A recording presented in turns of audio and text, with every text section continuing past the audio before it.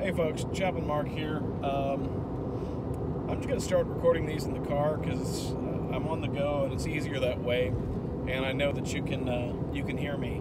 I want to talk about the 5 love languages.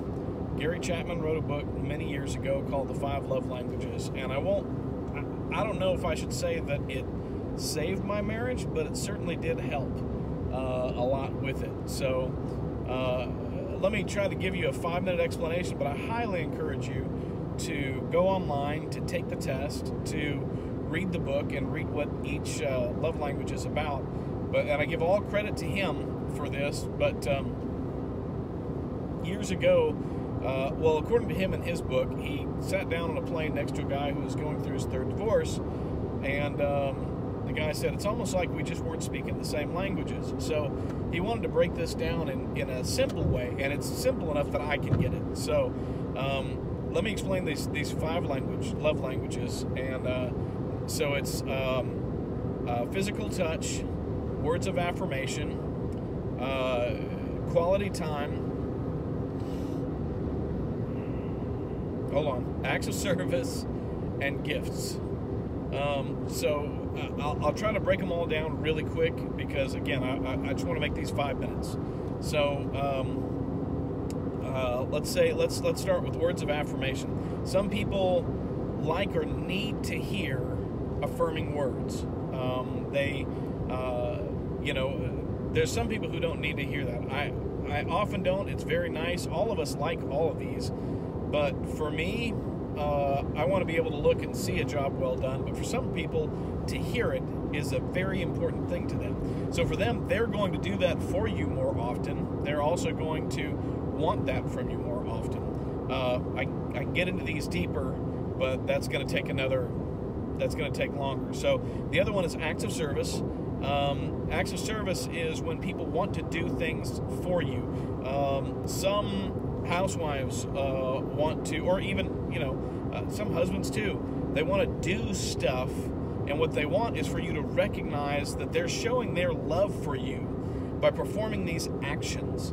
It may be, washing the dishes, mowing the lawn. It may be that they built something for you or did something for you, and what they want is to be recognized for that, and they're showing their love for you doing that. Some people are gift givers, you've probably all got that friend who every so often they might just go to the store or go somewhere, and they come by and they just hand you something, and they're like, hey, I was just thinking about you, here you go.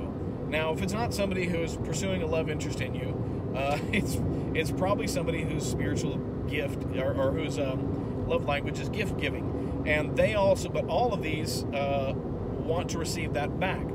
Physical touch is people who like to be touched.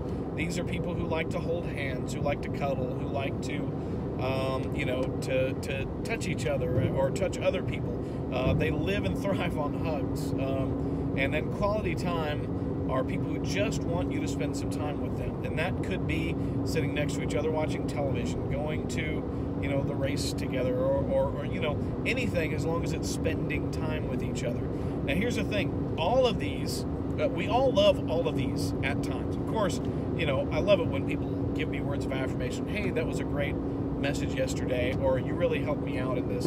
We all need all of these from time to time. My spiritual gift is physical touch. My wife's is quality time. So we all love these, and we all appreciate them from time to time and need them all from time to time. But those ones that are our primary love languages, not only do we speak them, but we also receive them. So sometimes a gift giver, if you end up getting them a gift randomly, to show your appreciation for them, they will go crazy over it like, a quality time or a physical touch person wouldn't. A physical touch person, maybe you just pat them on the back and say, hey, I really appreciate what you did. Or you give them a hug saying, thank you so much, you mean so much to me. It will just, they'll just go gushing with pleasure. But all of these are very important, and sometimes we speak different languages. We don't appreciate somebody else's languages. So try not to step on each other's language. Try to learn what the language is and speak it. Again, I highly recommend, highly, Gary Chapman's book. to take the test and to learn a little bit more about you and your partner's love language. Hey, this is Chapman Mark, and I need some coffee.